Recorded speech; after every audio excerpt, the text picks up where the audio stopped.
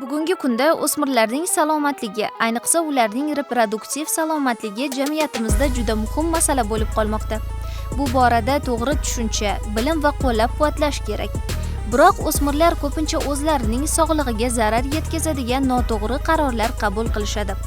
Bunda atrofdagi muhit va o'zaro aloqalar muhim rol o'ynaydi. Organizmda reproduktiv tizim va uning faoliyatiga bog'liq kasalliklar va muammolarning yo'qligi bo'libgina qolmay, balki to'liq jismoniy, ruhiy va ijtimoiy muvaffaqiyatlar holati hisoblanadi. Ya'ni o'smir organizm bu davrda 9 yoshdan 18 yoshgacha bo'lgan davrda balog'at davriga qadam qo'yadi va bunda turli xil o'zgarishlar yuzaga keladi.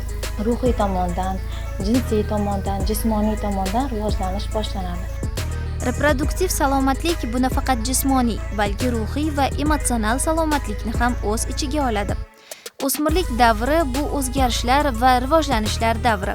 Shu sababli o'smirlar o'z tanasini yaxshi tushunishi, to'g'ri axborotga ega bo'lishi va zaruriy yordamni vaqtida olishlari zarur. O'g'il bolalar orasida ham, qiz bolalar orasida ham shaxsiy gigiyenaga rioya qilishligini ta'kidlab o'tgan bo'lardim.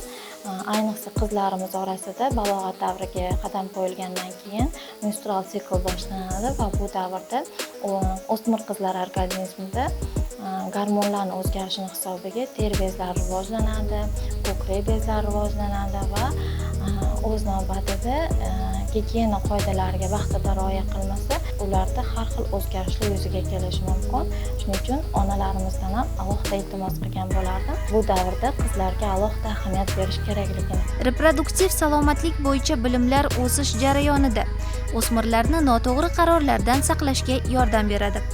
Eng muhimi o'smirlarning o'ziga bo'lgan ishonchi va sog'lom qarorlar qabul qilish uchun tayyorligi. Fikr almashish, o'zaro muloqot, bilim olish va o'z sog'lig'ingizni qadrlash bularning barchasi o'sib borayotgan yoshlarning reproduktiv salomatligini saqlashda muhim rol o'ynaydi. Hozirgi paytda to'g'ri ovqatlanish qoidalariga o'smirlar ham rioya qilmay qo'yishgan.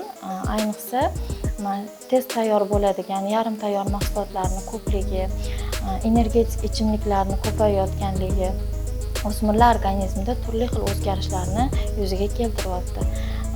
Energetik ichimliklar o'g'il bolalarda ayniqsa endokrin tizim hamda yurak faoliyatiga kuchli ta'sirini ko'rsatmoqda.